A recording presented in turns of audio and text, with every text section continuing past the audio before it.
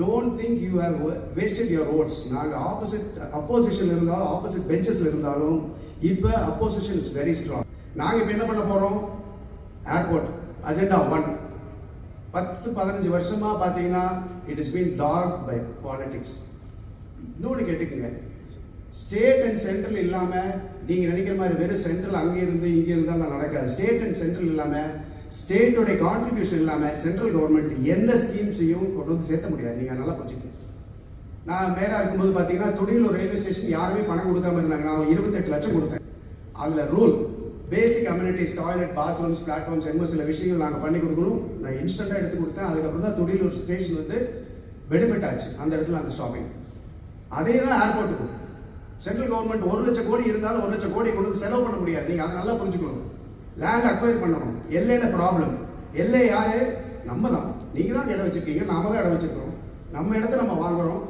யோசிச்சு பாருங்க, middle class families அதிகமாக உள்ள இடம் அவன் கடன் வாங்கி வித்துருக்கிறான், இன்னும் டியூ கட்ட முடியல. அவங்க இடத்துல நம்ம வலுக்கட்டாயமாக போடுங்கிறோம். Central government is not going to that job. It is being done by state government. அந்த அவங்களையும் மனசுக்கு கஷ்டப்படாமல் நல்ல ரேட்டு கொடுத்து எடுத்தால் தான் அவங்களும் பாவம் இல்லையா? உதயநிதி ஸ்டாலின் சிஎமோட son happens to be the sports minister. அவர் வந்து ப்ராமிஸ் பண்ணி இப்போ நாங்கள் இடம் பார்த்துட்டு இருக்கிறோம் இன்டர்நேஷனல் கிரிக்கெட் ஸ்டேடியத்துக்கு. Don't look at it as a sport. அந்த எக்கானமி மாடலை பாருங்கள். ஏர்போர்ட் பெருசானா ஒயிட் பாடி ஏர்கிராஃப்ட்ஸ் வரும், ஸ்டார் ஹோட்டல்ஸ் வரும், ஹோட்டல்ஸ் வரும், ரெஸ்டாரண்ட்ஸ் வரும், taxis, transport, etcetera etcetera etcetera, spare parts, petrol pumps, இப்படி யோசிச்சு பாருங்க. அந்த எக்கானமியை யோசிச்சு பாருங்க. அந்த ரூட் நல்லா த்ரைவாகும்.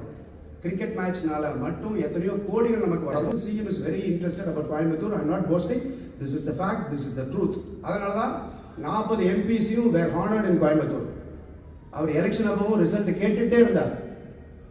கோயம்புத்தூர் 5 தடவை 6 தடவை டிஆர்பி ராஜா மினிஸ்டர் வருவாங்க. அனதர் கிஃப்ட் வந்து நமக்கு TRB Rajaa, well educated, very understandable, who knows the subject, நமக்கு வந்திருக்கார் இண்டஸ்ட்ரி மினிஸ்டர். அவர் சொன்னார், எலெக்ஷனோட நான் போக போறதில்லை, என்னென்ன ப்ராமிஸ் பண்ணமோ வரப்போறேன்னு சொல்லியிருக்காரு.